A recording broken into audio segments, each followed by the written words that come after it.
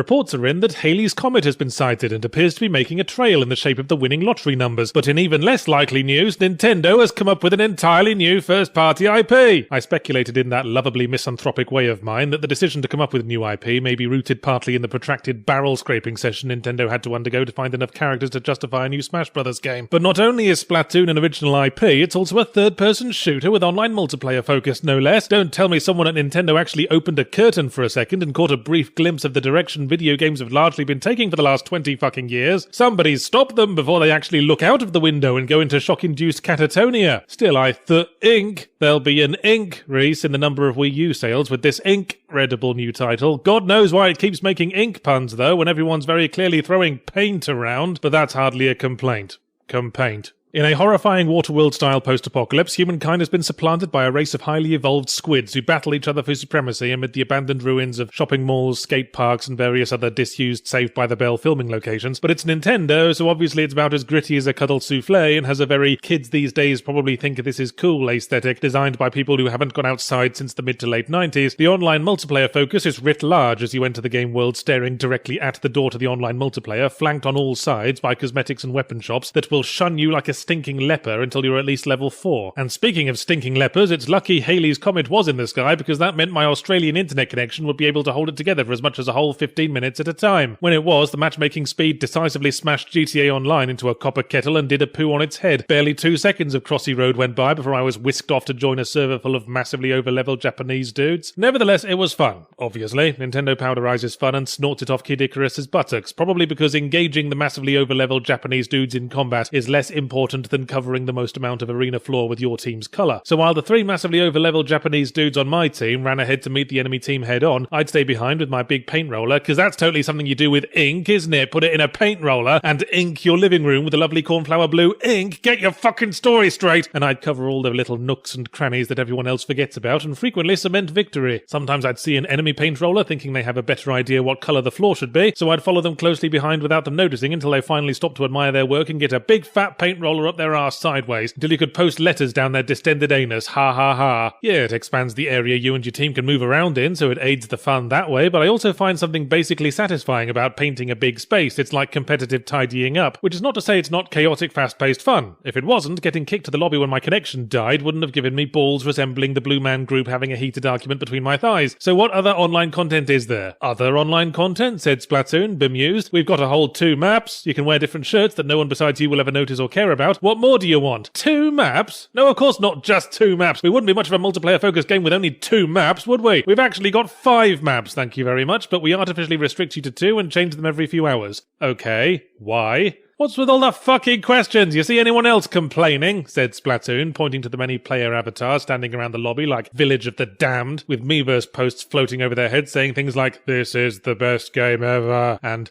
"Hooray for Splatoon," and "My connection died again. Whoops, I mean I love Nintendo," and "Thanks to Nintendo and to local gaming retailer for bringing me this great game." That was a real message I actually saw. How many checks do you think that guy's cashing? Turns out, a big chunk of this online multiplayer-focused game is a single-player campaign. Oh, Nintendo, you poor sod. Someone suggested making an online shooter and was smart enough not to stand on the trapdoor to the piranha tank, so you had to reach a compromise, but you just couldn't fight the old instincts. What with the core gameplay essentially being the diametric opposite of Super Mario Sunshine, the single player does play quite a bit like a recent 3D Mario game. You complete a series of levels consisting of groups of floating platforms on which you complete a brief challenge, then rocket to the next group of floating platforms on a jet of magical diarrhea. Wow, I said as I was 2/3 of the way through. I am really bored. It's not awful, it just feels kind of token, really. All the levels blur together in my head, and the slower platform stroke movement challenge gameplay seems to be reading off a different page to the chaotic third-person shooty identity of the online mode. I liked the music in the online mode for one thing, but the single-player campaign music sounded like someone took the Crash Bandicoot soundtrack and beat it to death with a Fisher-Price piano. Each subset of levels ends with a highly Mario-esque boss fight. Mario-escent? So you know how that goes. Do a thing 3 times, then win. Until the final boss, which mixes things up with do a thing 5 times, then win. Which serves to illustrate why 3 times, then win tends to be the preferred model, because after laboriously beating it and watching the credit sequence where you spray paint to reveal the names in such a way that totally looks like you're urinating on them, I found myself suddenly feeling down on the game. What's important is that the core gameplay, spraying stuff on things and then swimming through it like a small barbed Amazonian fish up a stream of wee, is inherently fun and well designed. Backtrack, mollify. Everything else is trappings and finery, but as trappings and finery goes, it's rather anemic. Maybe that's the sort of criticism that dates a review, after additional content gets patched in later, and perhaps I could interest you in my escort service, where you pay $60 to feed me crisps in the hope that I might decide to knob you at some point. I have an inkling that that'd be a nice little earner, or should I say ink-linker,